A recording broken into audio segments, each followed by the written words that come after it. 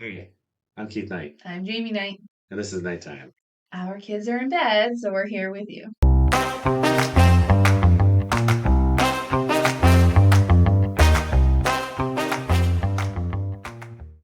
All right, so for tonight's episode, we wanted to talk a little bit about uh, property management and something we kind of just stumbled across that we're calling a hybrid model.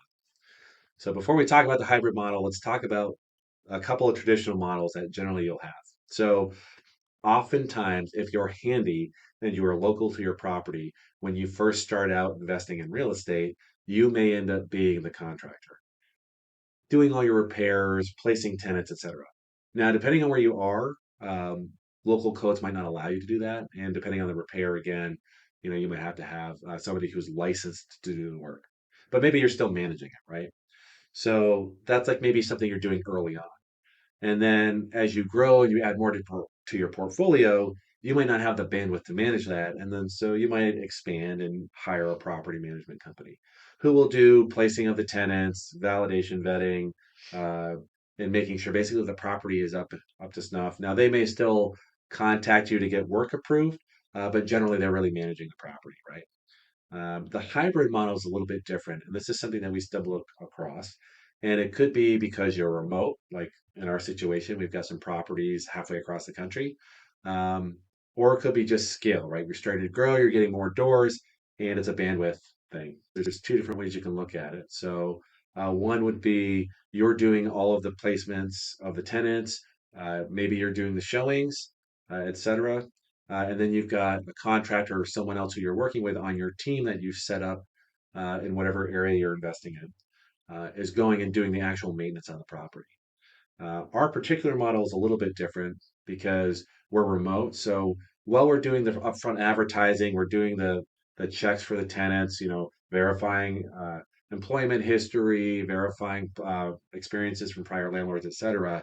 We're not actually doing the showing. So our contractor is doing the showings. Mhm. But another spin on this could be, if you've got a good relationship with your realtor, you can have them show the property for you as well.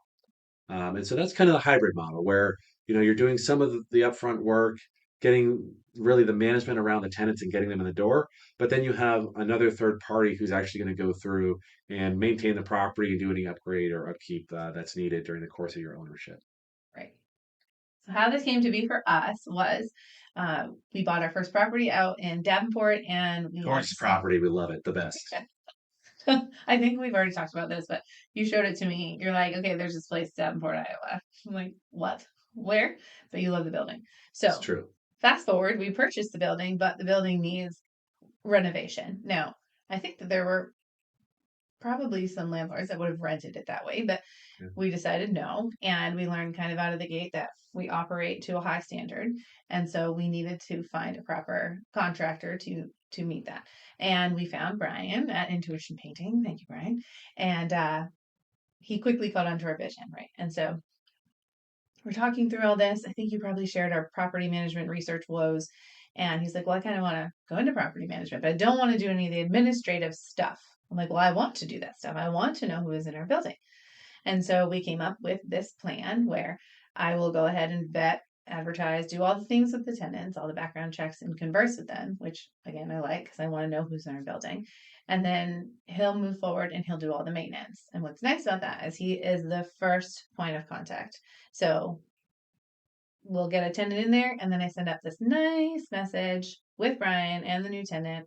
Here, you all meet. This is Brian. He's your go to guy. If you have any questions or issues with the property, you go to him. If it's beyond his scope, I'm here if you need me. Uh, and it's just worked out quite beautifully. Yeah. And so how did we get to that point? Well, one of the things you should look into before you buy property in an area is just Mhm. check out the local real estate forums and just see how the property management is. So one of the things that ended up being a semi-common thread for the Quad Cities area is there's challenges with the property managers. And you had an experience where after we bought another building and we're buying it from a seller who when he bought it, I think it was 100% occupied. And then when it Mhm. was listed, it was like 40% vacant. And then by the time we closed, Yeah. it was So he's, yeah. I called to let them know that there were new owners and we needed keys. And they looked at the property, they're like, oh, there's one tenant. I'm like, I thought there were more tenants in there. Okay. Yeah, so it's a 5 unit property. Hmm. So by the time we close, it's 80% vacancy. Right, And the span of this was like a year and a half. And if you look at like the rent rolls, you could see that the property management company was just dropping rents to try and entice people. right. But the condition of the property was such that it didn't matter that it was a low price. People just didn't want to live there. I don't think the owner even knew because I contacted him like, hey, did you know? Yeah, so the seller was like, "Oh, yeah, they didn't tell me that it was 80% vacant." And actually, when we called, it sounded like they didn't know Yeah, they either. didn't. So I'm fairly confident that he wasn't lying to us. I think Yeah, that yes, was true. right. And one of the things that he noted over and over again in our interactions through the course of this closing process was it's really, really important that you get good property management. Right. And it's true. A bad property manager or management company will sink your investment. And Hmm. so, you don't invest and buy the property, do all these improvements just to lose money on it, right? So having good property management is really key to the success of your real estate investing journey. Because it is worth the money for some people. I think that everybody has a different level of comfortability and their bandwidth is larger or shorter than others. And so they want to invest in a property management company and it's worth the money to them. You just want to make sure you're spending money on the quality. Yeah, exactly. So maybe the pro tip from this episode is before you start investing in an area, if you plan to use property management, just do a little bit of research first and figure out, are there some reputable firms in the area that you're looking to invest? Right. Because that can really cut into your profits. Yeah. So that's the hybrid model, right? So you're doing everything self-managed. You've got a, property management team, doing everything for you. Those are the more traditional routes, and the hybrid is kind of a blending between where you're taking on some of the work that you're comfortable with, and you're outsourcing the other items. Yeah. So if you're in the Quad Cities area and you think you want to try out this hybrid model, you should reach out to Brian Bork of Intuition Paint and Design.